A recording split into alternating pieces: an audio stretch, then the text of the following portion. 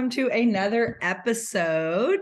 So today I want to talk about something as I was, scrolling through social media and just checking some things out yesterday. I came across a meme that actually got me pretty riled up. And so I want to read the meme to you, and then I'm going to dig into a little discussion around why I think this is not the right message we should be putting out. This is not the thing for us to rally around. And so it said, winners are not people who never fall, but people who never quit. I want to talk about this idea that winners never quit.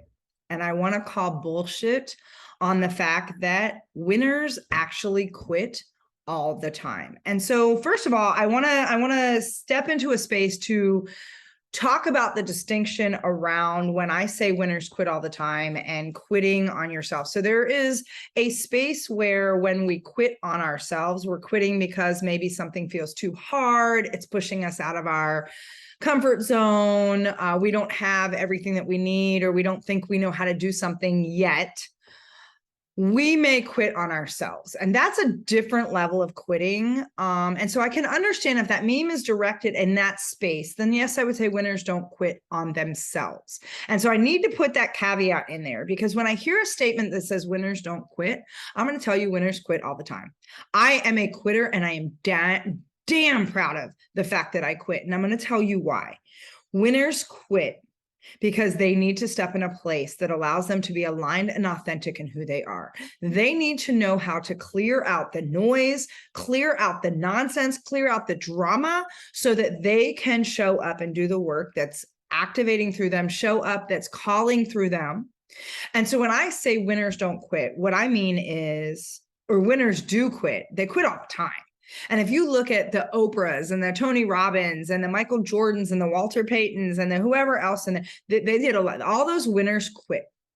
They quit the habits that are holding them back. So maybe they quit procrastinating. Maybe they quit listening and internalizing to everybody else's opinions of who they should be, how they should show up, what they should be doing in their life, what path they should follow. Maybe they quit school because school was not feeding their soul or giving them the experiential learning they needed to become the embodiment of who they are. I think about some of the best entrepreneurs that are out there that have built these incredibly amazing things that have become gifts into the world. Many of them quit college. They quit school. I quit my job in corporate to step into the space to do what I'm doing. Almost a decade ago, I quit. I quit 20 years of corporate. I quit buying into the bullshit of the wind and the grind and the hustle and the burn and the churn. I quit. I am learning every day how to quit the hustle even more. This belief that we're supposed to burn ourselves out at every level. So I want you to think about that for a minute.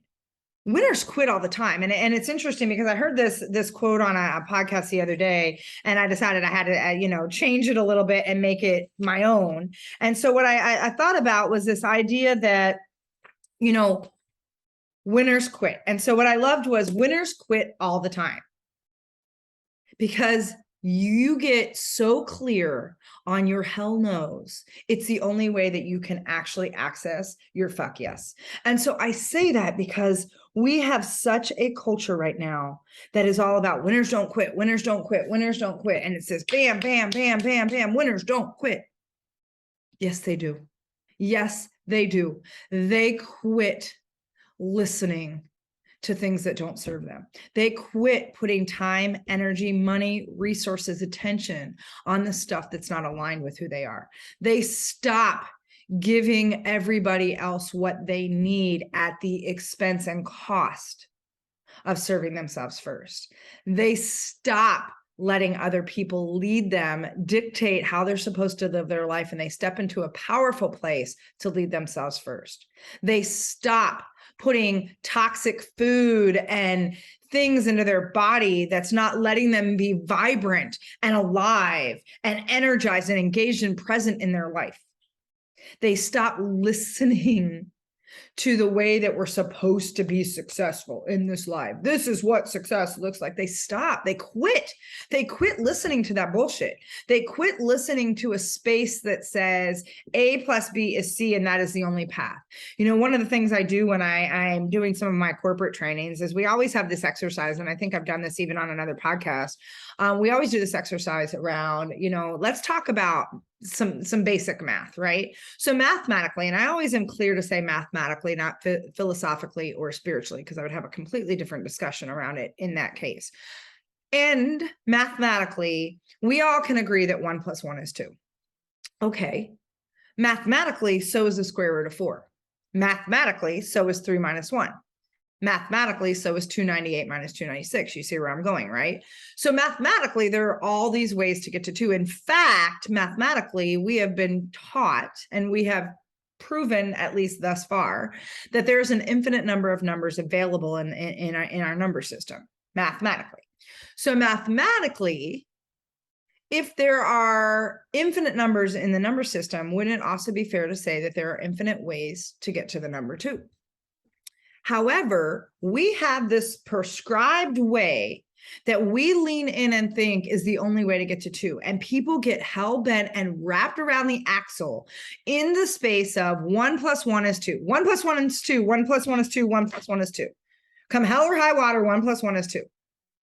Okay, and so is the square root of 4. So is all these other paths, these infinite possibilities on how we could get to 2. Yet we're so in the space, winners know when to quit that conversation. Winners know when to step away to say 1 + 1 is not my equation. That is not how I need to get to 2, because winners also know that maybe they need to quit with the expectation that 2's what they're aiming for. Winners know that there's an infinite array of possibilities in terms of what they can create, that maybe they need to let go of 2, because maybe it's 4, 5, 6, or 3,227,000. Whatever, winners stop listening. They quit listening to how everybody else thinks things need to happen. Winners learn how to listen to themselves. Winners learn how to dial in to their intuition that is calling to them in every moment, so that they can show up and lead from a place of authenticity and alignment in order to serve at their highest and best capacity. Winners know how to quit all of the shit in between. Winners know how to quit the conversations that go nowhere. Winners know how to quit the passive aggressive conversations that keep us in these conflicted stories that don't serve us. Winners show up and cut that shit out. Winners stop or quit self-deprecating all over themselves. Winners learn how to give themselves breathing rooms. Winners quit trying to wind and grind, burn and churn, and hustle for every breath and every moment of the day. I love the way Einstein, said, he said it's in the non-doing that his genius showed up. He quit. It was in his quitting space. He quit. He knew how to put it to bed. He knew how to just be. He quit buying in that he had to be on 24/7. Our burnout, our anxiety, our stress is coming from a space where we are constantly dialed in. We are constantly plugged in. Yesterday, I quit. I took some time off. I decided, you know what? I want a wellness day. And I could hear noise from other people going, it's a Monday. You got to start strong on a Monday. Yeah. And my start strong was, I want to be in my favorite chair on a cool, rainy day in Austin, my favorite blanket, and a book I get to indulge in, because that's going to feed me today. And you know what? I actually showed up for me for what I needed, which means I didn't quit on me, but I quit with any of the story or the rhetoric that goes around how I need to start my week. I had a really strong Sunday that I just felt creative and activated, and I got all kinds of amazing, beautiful things done and accomplished because I allowed myself to be in flow. So instead of Sunday being my sacred, stillness day, Monday became that instead. I got to give myself permission to allow myself to flow in a way that felt authentic to me, that felt in alignment for me. I look back on my life and I look at all of the beautiful ways I've quit. Like I said, I quit corporate. I walked away from 20 years in corporate, pension, a lot of different things to step out into a space where I knew this space was calling to me. I think about quitting some of the relationships that I've quitted, whether they're intimate relationships or whether they're relationships with friends, because we just weren't on the same path anymore. And like I said, it doesn't have to be this drama filled, oh my God, I got to get rid of this friend. No, you just release. You just allow things to fade away. You allow yourself to quit being in the energy of the space of the things that are draining you. And I love Mel Robbins was talking about this on her podcast the other day. And it was interesting. I've been listening to a couple episodes and there's, she's had several, and I highly encourage you to go listen to her new podcast. It's Mel. I love Mel. And so powerful. But she had said, she goes, one of the ways that we get to release things, one of the ways we get to make decisions is to ask ourselves the question, is this bringing me, is this a drain or a pain in my life? And I think about when we can put ourselves in a powerful position to quit the drain and the pain, the unnecessary suffering, the toxicity we bring into our life, the things that drain our energy, drain our mental capacity, drain our spiritual flow and ability to be connected into something bigger than ourselves. Anything that's draining you or creating this source of pain is an opportunity for you to quit. And winners know that. Winners give themselves, and that's not to say you get it right all the time. Please, there are probably still things I need to quit. It's one of the reasons I talked about sacred cows before. I think about that being a space that when winners want to get to their next level, they need to quit their sacred cows. They need to release the sacred cows that are holding them back. And so where in your life do you need to quit? When we have these memes sometimes, when they're just these general statements, I don't think we understand the power of what gets interwoven into our subconscious and into our DNA. Words have incredible powers. They are like magic spells. And the things we say, especially when we're not being super conscientious, intentional about the words we choose, we don't realize how much it's actually limiting us. So when we say a statement that says, winners never quit, think about the level of pressure we put on. And I think about what we do to our kids in that space, right? We're like, winners never quit. And your kid's coming home miserable because he's maybe decided to play an instrument. And I think about me as a manifesting generator. And, I've done a lot of work in human design.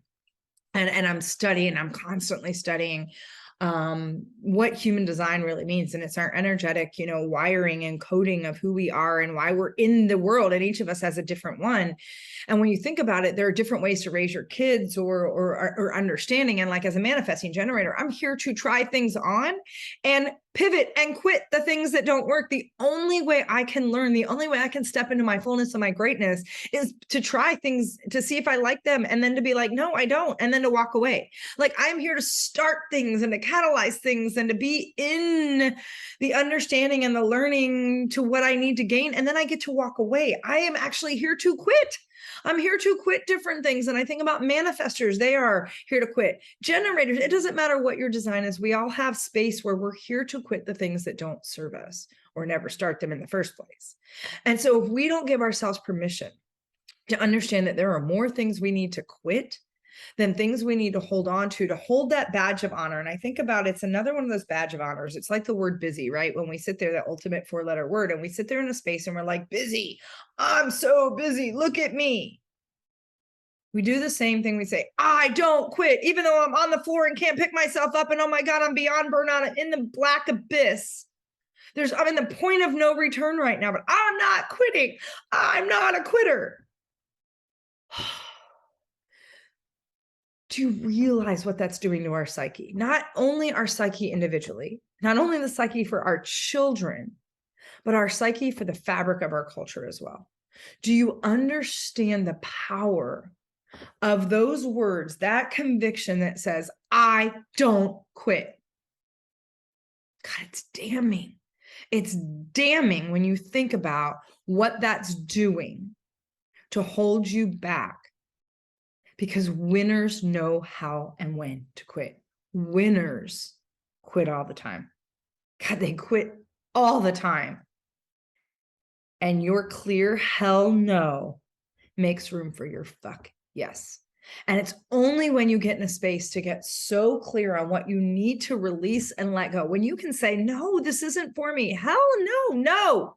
Like, no, period. I know that is such a hard concept for so many people to understand, that yes and no are complete sentences and there is nothing else needed or required. The only thing you might say is no, comma, thank you. Period. You do not need to justify why you're quitting. You do not need to justify your no or why something doesn't serve you. When someone asks you a question, you can simply say, no, no, thank you. No, that's not for me any longer. And you can give yourself the permission to quit, and to quit more often. So I really hope that you take some consideration around how you're framing that space of I don't quit. The only thing I would say is, if you're going to say I don't quit, then I want you to finish it with I don't quit on me ever. I don't quit on me. Period. You can quit everything else. Quit everything else outside of that space that's not aligned with that statement that says, I don't quit on me, period. I am no longer available for anything outside of me standing in a space to be aligned, authentic, and true to myself. I don't quit on me. Everything else up for fair game. I can quit, period. So with that, this is Candy. Hope you make it a great day. And I hope you go out there and find all kinds of things you can quit. Because imagine what happens when you give yourself back that freedom, that space, and that ability to choose you first.